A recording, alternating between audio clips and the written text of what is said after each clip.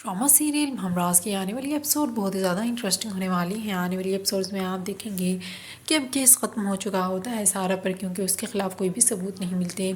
इसलिए अब साइम को भी चुप रहने का बोल दिया जाता है, क्योंकि केस ख़त्म हो चुका है। और सारा अपनी माँ से कह रही होती है कि मैं जाऊँगी फराज की माँ से मिलने के लिए, उन्हें बताऊँगी कि उनकी बेटी की वजह से मेरी शादीशुदा ज़िंदगी बर्बाद हो रही है और मैंने उनके बेटे के साथ कुछ भी गलत नहीं किया। लेकिन सैम अब भी पीछा नहीं छोड़ रहा होता सारा का, उसे तंग कर रहा होता है, जिसकी वजह से सारा और उसके घर वाले बेहद परेशान दिखाई दे रहे होते हैं।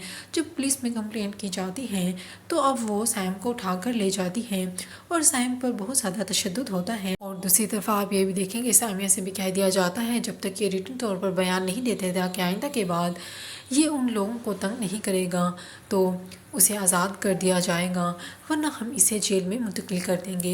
इसलिए मजबूरन साइम को भी बयान देना पड़ता है कि वो आइंदा के बाद ऐसा नहीं करेगा।